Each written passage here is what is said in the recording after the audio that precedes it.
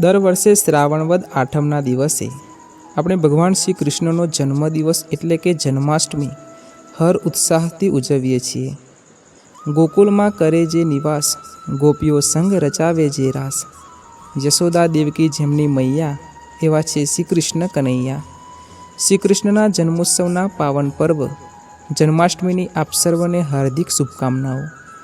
ભગવાન શ્રી દ્વારકાધીશના આશીર્વાદ આપ સર્વ પર સદા બન્યા રહે તેવી મંગલ કામના. નમસ્કાર, જય શ્રી કૃષ્ણ મિત્રો. આપ સૌ મિત્રોનું ફરી એકવાર આપની ચેનલમાં હાર્દિક સ્વાગત છે. મિત્રો, આજની આ વિડીયોમાં આપણે જાણીશું કે જન્માષ્ટમીના દિવસે આ એક ઉપાય કરવાથી તમારી દરેક મનોકામના પૂર્ણ થઈ જશે.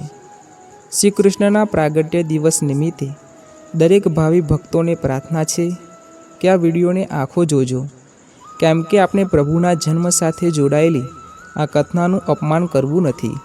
તો તમને વિનંતી છે કે વિડીયો અંત સુધી જરૂર જોજો તથા વિડીયોને લાઇક અને શેર કરી દેજો તથા આપણી ચેનલને સબસ્ક્રાઈબ જરૂરથી કરી લેજો.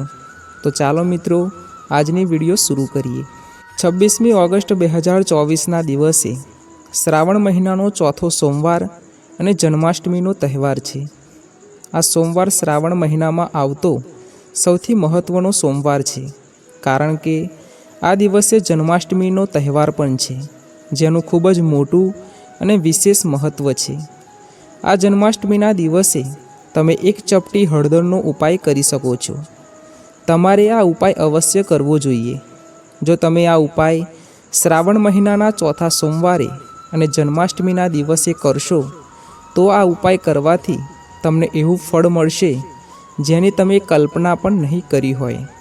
અને આવો દિવસ આખા વર્ષમાં માત્ર એક જ વાર આવે છે. એટલા માટે તમે આ એક ચપટી હળદરનો ઉપાય જરૂર કરજો. શ્રાવણ મહિનાનો આ સોમવાર અને જન્માષ્ટમીનો આ દિવસ એટલો ખાસ અને એટલો મહત્ત્વનો છે કે કેટલીક વાર મોટી પૂજા કે અનુષ્ઠાન કરવાથી જે મનોકામનાઓ પૂર્ણ થતી નથી તે આ એક ચપટી હળદરનો ઉપાય કરવાથી પૂર્ણ થઈ શકે છે. આ ઉપાય ઘણા લોકોએ કર્યો છે અને તેમને આ ઉપાય કરવાનું ચોક્કસપણે ફળ પણ મળ્યું છે.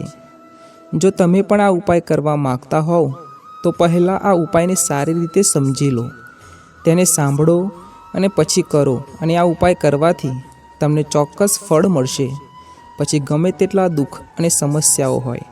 આ એક ઉપાય છે કે જો આપણે તેને કોઈ ખાસ દિવસે કરીએ તો આપણને ખૂબ જ સારું અને ઝડપથી પરિણામ મળે છે, કારણ કે તમે આ ઉપાય ખૂબ જ ખાસ અને વિશેષ દિવસે કરી રહ્યા છો. તો ચાલો જન્માષ્ટમીના દિવસે આ એક ચપટી હળદરના ઉપાય વિશે સંપૂર્ણ વિગતવાર જાણીએ. તો ચાલો હવે આ ઉપાય વિશે વાત કરીએ. પરંતુ તે પહેલાં તમારા માટે એ જાણવું જરૂરી છે કે આ ઉપાય ક્યારે કરવાનો છે અને કોણે કરવાનો છે અને કેવી રીતે કરવાનો છે. આ તમામ પ્રશ્નોના જવાબ તમને આજની આ વિડીયોમાં મળી જશે. એટલા માટે વિડીયોને છેલ્લે સુધી જોતા રહેજો. તો ચાલો હવે સૌ પ્રથમ જાણીએ કે આ એક ચપટી હળદરનો ઉપાય કોને કરવાનો છે. ઘરની કોઈ પણ મોટી માતા અને બહેન આ ઉપાય કરી શકે છે. જો તમે ઈચ્છો છો તો તમારા ઘરના તમામ સભ્યો આ ઉપાય કરી શકે છે.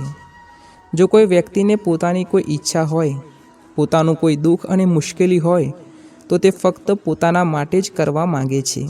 તે પોતાના માટે પણ આ ઉપાય કરી શકે છે.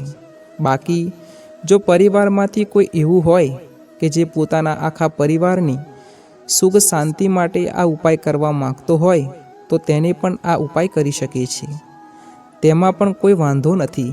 મતલબ કે દરેક સભ્ય આ ઉપાય કરી શકે છે, તેમાં કોઈ સમસ્યા નથી. તો ચાલો હવે જાણીએ કે આ ઉપાય કેવી રીતે કરવાનો છે. જો તમારો વેપાર બિલકુલ ચાલતો નથી, તમે ઘરે પૈસા સંબંધિત ઘણી સમસ્યાઓનો સામનો કરી રહ્યા છો, તમારા ઘરમાં સુખ અને સમૃદ્ધિ થતી નથી, તો તમે આ ઉપાય કરી શકો છો. આ ઉપાય ખૂબ જ સરળ છે. જન્માષ્ટમીના દિવસે પૂજા કર્યા પછી આ ઉપાય કરવાનો છે. તમારે એક લાલ કપડું લેવાનું છે અને 108 ચોખાના દાણા લેવાના છે. આ સફેદ ચોખાના દાણામાં થોડી હળદર મિક્સ કરવાની છે અને ચોખાને પીળા કરવાના છે. તમે પીળા ચોખા કરી લીધા છે. હવે તમારે 108 ચોખાના દાણાને લાલ કપડા પર રાખવાના છે. હવે તમારે શું કરવાનું છે? જો તમારા ઘરમાં ચાંદીનો સિક્કો હોય તો ચાંદીનો સિક્કો લો.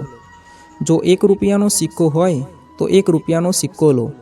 હવે તમારે આ સિક્કો આ ચોખાની ઉપર મૂકવાનો છે. આ સાથે તમારે એક તુલસીનું પાન લેવાનું છે અને તમારે તે તુલસીના પાનને ચોખાની ઉપર રાખવાનું છે. જે ચોખા છે તે પૈસા સંબંધિત સમસ્યાઓ દૂર કરે છે અને જે હળદર છે તે આપણા જીવનમાં સૌભાગ્ય વધારે છે.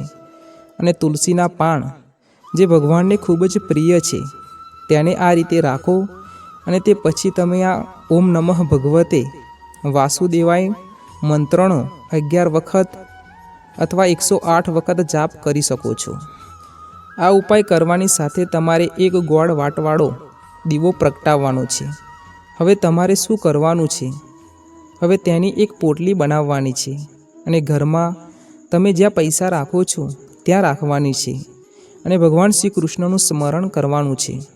આ ઉપાય કરવાથી તમારી મનોકામના ચોક્કસ પૂર્ણ થશે. તો ચાલો હવે બીજા ઉપાયોની વાત કરીએ.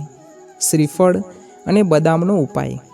જન્માષ્ટમીથી શરૂ કરીને સતત 27 દિવસ સુધી કૃષ્ણ મંદિરમાં શ્રીફળ અને બદામ અર્પણ કરવાથી બધી મનોકામનાઓ પૂર્ણ થઈ શકે છે. જો તમે આર્થિક સમસ્યાનો સામનો કરી રહ્યા છો તો જન્માષ્ટમીના દિવસે સવારે સ્નાન કરીને રાધાકૃષ્ણ મંદિરમાં જઈને પીળા ફૂલોની માળા ચઢાવો. તેનાથી તમારી સમસ્યાઓ દૂર થઈ શકે છે. ઘરની સુખ સમૃદ્ધિ વધારવાનો ઉપાય. જો તમારા જીવનમાં ધન સંબંધિત સમસ્યાઓ ચાલતી હોય અને મહેનત કર્યા પછી પણ પૈસા હાથમાં ન રહેતા હોય તો જન્માષ્ટમીની રાત્રે 12 વાગે શ્રી કૃષ્ણનો જન્મ થયો હતો. તે સમયે આ સમસ્યાનો ઉકેલ અપનાવી શકાય છે. જ્યોતિષશાસ્ત્ર અનુસાર જન્માષ્ટમીની રાત્રે 12 વાગે ભગવાન કૃષ્ણને કેસર મિશ્રિત દૂધનો અભિષેક કરો. એવું કહેવાય છે કે તેનાથી ઘરમાં સુખ અને સમૃદ્ધિ આવે છે. સાથે જ પૈસા અને અનાજની પણ ખોટ પડતી નથી. પારિવારિક શાંતિ માટે. જો તમારા ઘરમાં દરરોજ ઝઘડા થતા રહે છે તો તમે જન્માષ્ટમીની સાંજે આ ઉપાય કરી શકો છો. જન્માષ્ટમીની સાંજે ઘરમાં તુલસીના છોડ પાસે ઘીનો દીવો પ્રગટાવો. આ પછી ઓમ નમઃ ભાગવતે વાસુદેવાય નમઃ મંત્રનો જાપ કરતી વખતે તુલસીની 21 વાર પ્રદક્ષિણા કરો. તેનાથી તમારા ઘરમાં સુખ અને શાંતિ જળવાઈ રહે છે. પરિવારમાં ખુશીઓ આવશે, પ્રગતિ પણ થશે. તો મિત્રો, આ વિડીયોમાં આપવામાં આવેલી જાણકારી તમને કેવી લાગી તે કોમેન્ટ કરીને જરૂર જણાવજો. અને વિડીયો પસંદ આવ્યો હોય તો લાઈક અને શેર કરજો તથા ચેનલ પર નવા હોય તો ચેનલને સબસ્ક્રાઈબ જરૂરથી કરજો. ફરી મળીશું એક નવા વિડીયો સાથે. જય શ્રી કૃષ્ણ. રાધે રાધે.